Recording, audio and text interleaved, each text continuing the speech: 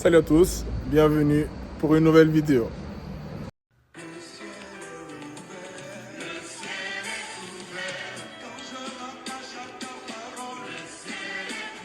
Alors, le thème d'aujourd'hui, c'est d'où viens-tu? Et ce que je vais vous partager, ça vient du message que j'ai vu hier concernant le séminaire sur le mariage de l'apôtre Mohamed Sanogo de l'église Vase d'Honneur. Ça va s'afficher avec le lien en description. Et alors, je vais être honnête avec vous, hein. C'est un enseignement que j'allais regarder, mais en différé. Pourquoi?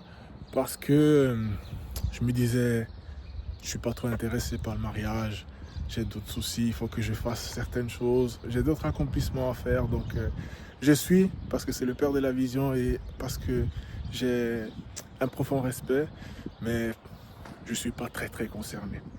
Ok.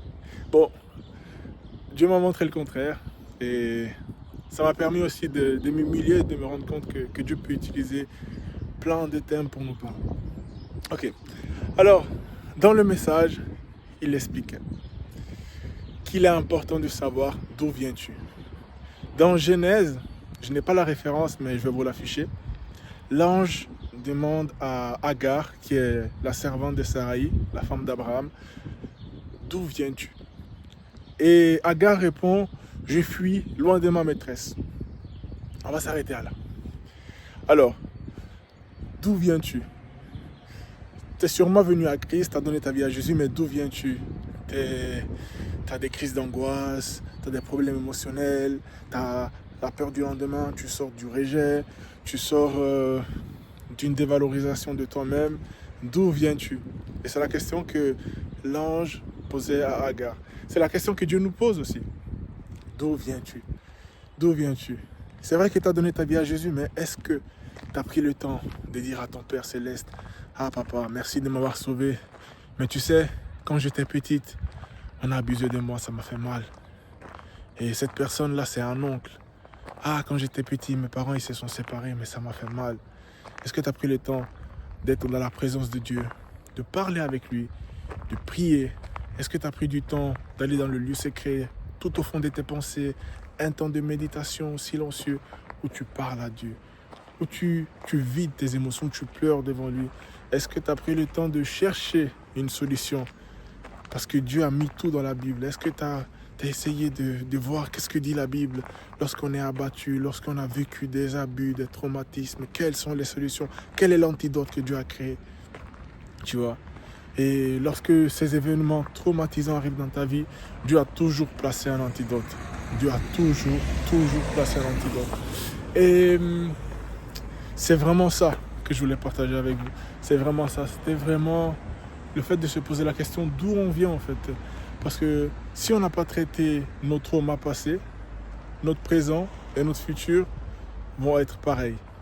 Le pasteur expliquait hier que ce que tu fuis te poursuit. Alors, par exemple, si je fuis la pauvreté me poursuit. Et mes choix de vie vont être dictés par la pauvreté. Je ne vais pas choisir un travail parce que je l'aime et parce que je peux apporter quelque chose aux gens autour, mais je vais choisir un travail parce qu'il me rapporte de l'argent. Et au final, tu deviens égoïste. Alors, il est très important de savoir d'où l'on vient. D'où l'on vient pour bâtir même sa vie en général. Ce n'est pas juste pour le mariage. Mais Dieu dit qu'il va faire des grandes choses avec toi. Dieu t'a appelé. Dieu a appelé Abraham dans Genèse.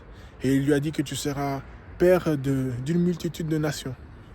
Mais avant de faire de lui le père d'une multitude de nations, il lui a fait quitter là où il était, la maison de son père et de sa mère. Il n'a pas fait fuir, il l'a fait quitter. Donc il a quitté son père et sa mère. Il a quitté Lot, qui était le voile. Il avait quitté auparavant Térak, qui est son papa. Donc Dieu l'a fait quitter. Dieu nous a montré au fait comment ça se passe. Dieu a fait quitter Abraham de son père et de sa mère, de ses anciennes habitudes, de ses traumatismes. Il lui a donné de l'assurance, tu vois. Et c'est ce que Dieu veut faire avec chacun d'entre nous, en fait. Donc, d'où viens-tu? Pose-toi la question. Tout ce que je vis, tout ce que j'ai fait, quelles sont les choses que j'ai cachées en moi? Prends le temps, fais une liste. Ah, j'ai déjà vécu cette chose qui s'est répétée 2, 3 fois. Il y a quelque chose en moi qui permet la reproduction de certains événements.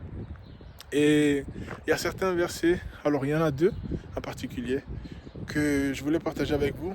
Le premier, c'était Matthieu 5, 14, qui dit « Vous êtes la lumière du monde. Une ville située sur une montagne ne peut être cachée. » Et juste avant, on dit « Vous êtes le sel de la terre. » Et ça, c'est Dieu qui nous le dit. Et vous savez, on sait lorsque tu sais d'où tu viens, tu sais où tu vas. Et tout ça, ça fait partie de l'identité. Savoir qui tu es. Qui tu es. Par exemple, si je sais que je suis un sportif, je sais que je vais à la salle de sport, je vais me muscler. Tu sais que tu es un enfant de Dieu, je vais pour impacter, je vais pour manifester le règne de Dieu. Alors, ici on dit que vous êtes la lumière du monde. Tu dois être conscient que tu es la lumière du monde. Lorsque tu te lèves le matin, lorsque tu es dans un endroit, tu es conscient que tu es la lumière du monde. Tu es conscient que tu es une lumière en fait. Tu n'as pas besoin de beaucoup parler, de faire beaucoup de bruit, mais dans ton fort intérieur, tu sais que tu es une lumière et tu as l'attitude de la lumière en fait. Jésus, dans les évangiles, il ne faisait rien pour prouver. Il ne faisait rien pour se mettre en avant. Mais sa présence parlait pour lui. Lorsqu'il enseignait au peuple, on disait qu'on était ébloui par sa manière d'enseigner parce qu'il parlait comme ayant autorité. Il savait qui il était. Et chaque fois qu'on lui posait la question, et ce que je vous dis, je l'ai écouté du pasteur Mamadou Karambiri, mais je pense que je vous mettrai aussi l'image. Lorsqu'il parlait, il disait « Je suis le chemin, je suis la vérité, je suis la vie ». Il savait qui il était, il s'affirmait. Et pour revenir au verset de Matthieu 5, 14, il disait « Une ville située sur une montagne ne peut être cachée ». Ça veut dire que Jésus ne cachait pas qui il était, il affirmait qui il était.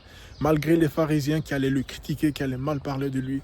Et lorsque tu es disciple de Christ, lorsque tu es né de nouveau, tu dois affirmer qui tu es. Tu dois montrer qui tu es. Tu es une lumière, tu dois montrer qui tu es. Tu ne dois pas être gêné et dire que bon, je suis chrétien, mais dans cet endroit, on ne parle pas trop de Jésus, alors je vais me conformer aux gens. Non, dans ce cas, tu n'es plus une lumière. Dans ce cas, tu n'es plus une lumière. Une lumière garde sa clarté, peu importe les circonstances. Qu'il y ait du soleil plein, qu'il y ait les ténèbres, une lumière reste une lumière. Alors, je t'invite à chercher et à être conscient de ton identité en Christ. À être conscient. Et des fois, on peut demander Seigneur, aide-moi pour ci, aide-moi pour ça. Alors que Jésus a déjà dit, en fait, tu es une lumière. Tu es une lumière. Tu vas pas prier pour être une lumière, tu es une lumière. Tu vas pas prier pour être un être humain, tu es déjà un être humain. Sois ce que tu es, en fait. Sois ce que tu es, sois naturel. Et Dieu nous dit encore dans 1 Pierre 2, le verset... Alors, je vous le sors.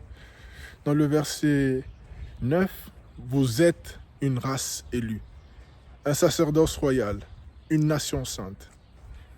Alors, rien que ça, c'est des versets à se répéter. C'est pas évident, mais quand tu te lèves, tu penses à ça. Tu penses fortement à ça. Et qu'est-ce qui va faire que on va s'accoutumer à ces habitudes et on va accepter cette identité, savoir le cœur de petit enfant.